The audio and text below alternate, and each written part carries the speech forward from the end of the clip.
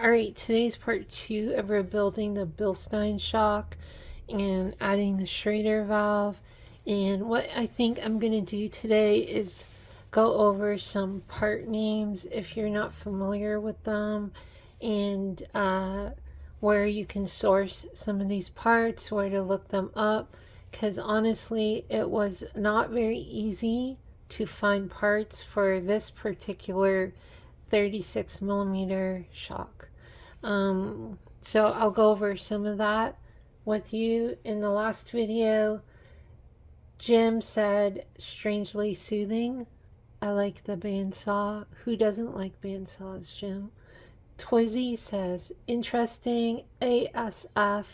Sure, of course, rebuilding shocks I think is very interesting. I've watched a lot of videos about it, but I think one of the issues with a lot of these shock videos is people are just quickly doing them for themselves, or they're just like showing off, or other kind of weird stuff. I don't think there are a lot of good teaching videos, which this is probably not going to be either, because I think a lot of information is left out, and I think that's an issue. But thank you, Twizzy. What that tool do? What that tool do? Says nice. I like this. Darren Porsche says, correct me if I'm wrong, but don't all Bilstein shocks have a lifetime warranty? These are like 20 or 14 years old, and I didn't buy them back then, so I'm not original owner. So I think you need to be original owner with bill of sale to get your warranty. Also, these shocks are modified. They're actually shortened. The body is shortened. The shaft is shortened. So I do not believe these are covered under warranty. Let's go into some issues that I found. This is my first time rebuilding a shock, and I'm going to go into some of the issues I came across. And of course, I want to say first thing is I don't really know what I'm doing. This is my first time doing it. I do not know a couple of things. One thing we're going to talk about is I do not know where to set the dividing piston back. So before taking yours apart, measure where you set where the dividing piston is. The second thing is I do not know how much shock oil to fill with. So these are two things that it'd be great to learn, how they come up with how much they want to fill or where they set the piston. So those are two issues that I came across. And of course, I do not have a shock dyno. So, but we'll figure that out. All right, so I won't be able to test this, but as long as I can put it back together, and I'll go try it out and see. Let's get to actually sourcing parts. So I called Bilstein in California. They were very nice and they had no issues talking, but they could not sell me a simple rebuild kit for this 36 millimeter shock. And it kind of like went on and on, the conversation, until they said to just contact another a rebuilder in Sonoma, California, Shock Tech, I believe, to try to source parts from them. Doesn't really make any sense to me, but that's what happened when I called in. All right, so all I wanted really was a seal for the dividing piston, and at the time I wanted this seal right here, and if there was an inner seal for the shaft. Basically 3 seals. All right, that's all I wanted, and they could not really the conversation was kind of difficult to just convince them to give me that.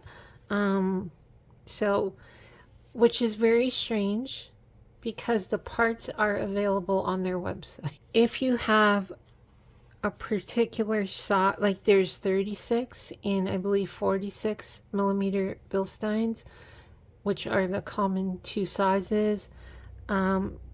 It's best, you're going to have to look up the Bilstein PDF where they list all the part numbers and such. See if you can get a seal kit. If you can't, you're going to have to get everything kind of individually. So let's go through some part names. This, they call it the dividing piston or separator piston. I believe Bilstein calls it the dividing piston. This is 36 millimeter, and the O-ring is a dividing piston O-ring. All right, so 36 mil dividing piston O-ring. So that's important because you're going to come across like a whole parts list and not know what exactly is what. Okay, so you need to know 36. You're going to look up 36 and you'll eventually come across the dividing piston. Then you're going to look up the O-ring and you'll find your O-ring. All right, now the actual piston, the digressive or linear piston, that is easy to find because you'll find it under, you'll see the digressive or linear word somewhere in the list and you'll know exactly what you're looking at. Okay, the shims are easy to find in the list. It's clear language what they are, so that's easy. This is like their, I believe, internal bump stop, and they have different color ones. So this is like a green internal bump stop, and again, pretty easy to understand what this is, okay, when you see it in the parts list. Now this one was very confusing. This is called, what I understand, this is called the rod guide. But here they call it a seal pack. Okay, so they call this a seal pack assembly. And this for a different size though, but it says seal pack assembly. And if you look up the picture of the part number, it will actually show something like this. So this is one piece. That O-ring in there appears to be, it comes with this assembly as well as this outer O-ring. It comes with the assembly. So here's a new one.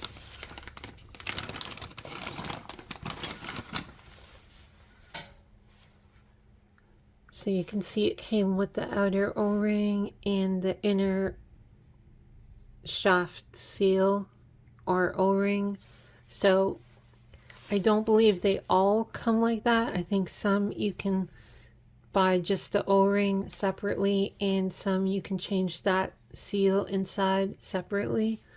But for this shock, it is all contained in the one part they sell you. Those are the basic 3 seals for this shock that appear to be able to go wrong, leak nitrogen or leak oil. So those are the ones that I was looking for. For this particular shock, I did not want to revalve it or even mess with the shims at all. So I left that all alone. And I was just looking to take it apart and put it back together. So the other part you want to look out for, this is called the wear band. So I believe this helps stop oil from bypassing the piston, as well from the piston wearing into the actual tube. So this will sit in the piston groove like that, and it just comes off like that. So a new one comes like this. It's called the wear band. 36 millimeter, and it says unrolled. So unrolled means it's just flat like this. So that's another part you might want to look for. Then you have the little snap rings that go in the top grooves. So this time all I got is the seals and the wear band. So the next thing is the schrader valve. So this is something interesting. Here is so here is the Bilstein schrader valve. All right.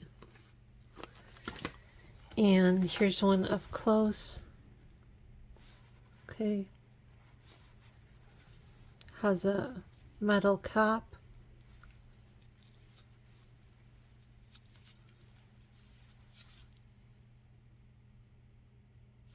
And it has an NPT fitting on the end here. So this is an NPT side. So again, a monotube shock basically is two parts, two sections. It is the oil side, and then you have a dividing piston. So this sits here, and under the dividing piston you have nitrogen gas. That gives you your pressurized shock. So I'm not sure how they do it at the factory to pressurize these shocks, but what happens is with a lot of their race shocks, they will have a schrader valve on it. So one of these valves will be there so you can charge your shock with nitrogen. Now this shock is pretty short. This car has a very short amount of shock travel, about maybe like 1 inch. And the issue I was concerned with is I wasn't sure if this piston moves up and down or how much it moves up and down. So if I wanted to install a schrader valve on the body here so I could recharge it with nitrogen, usually people just, I've seen them drill and tap it 1/8 NPT, screw their fitting in, and they charge it like that. What I was scared of is you can see how thin the tube is, and with this would for sure stick in a bit. Since the shock is so short, I was not sure if the dividing piston would come into contact with the schrader valve. So that is something I was worried about. So at the hydraulic store, they had these 1/8 NPT couplers where you can screw a 1/8 fitting, NPT fitting into either side. So I cut this in half. I ended up with 2 fittings, and I welded the fitting onto the near the floor of the body.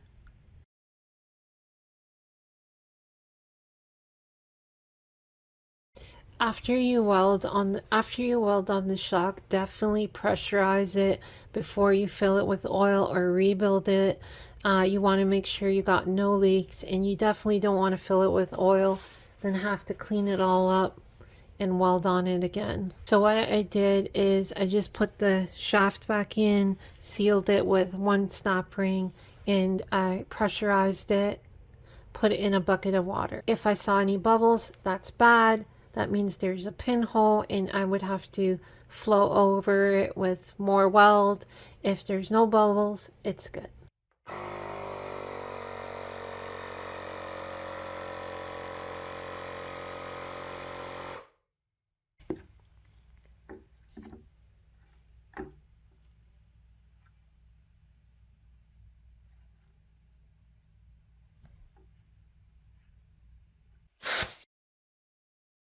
So now I could thread the valve into the fitting, and it wouldn't protrude into the body, and there's no risk of the dividing piston hitting the valve. You definitely don't have to do that. I've seen so many shocks where they just drilled and tapped them, but for this one, I was really concerned about it. So like in the beginning of the video, I said there are two things that I am kind of concerned about. One is I wasn't sure how much shock oil to use. The second thing is I was not sure where to place the dividing piston. So if you look here on this shaft, this is the stop where the shaft cannot go any farther. And fully compressed, it will sit about this much in the shock body. Around here is the floor of the shock body. And I don't want the dividing piston to come in contact with the bottom of the valve stack. So somewhere in this distance, that piston has to sit.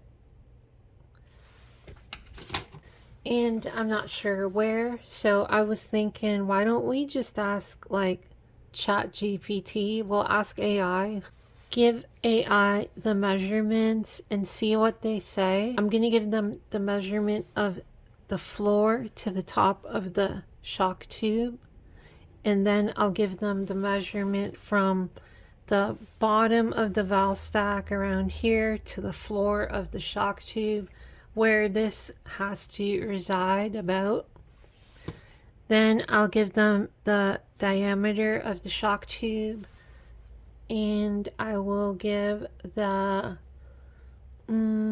width and the length of the exposed rod of the shock rod. I want to call it a shaft, but it's solid, right? So the rod compressed inside the tube. We'll give them that and see what they say. Alright, before we do that, if you ever did want to order these parts, you can always look up the parts in Google and you'll come across vendors selling them. Or one of the biggest obstacles I came across trying to get parts for my shocks is that the Bilstein USA website does not accept orders outside of USA. So I had to use a third-party shipper to send my parts to them in California and then ship outside of USA. So it turned out into like a very expensive rebuild and a pain in the butt for these particular shocks. If you ever want to look up your parts, you can go to the Bilstein website, and they actually have like a parts catalog where you can enter parts number and look them up. If you ever have questions, I would recommend contacting Bilstein North Carolina because they seem very receptive on their email, not really California.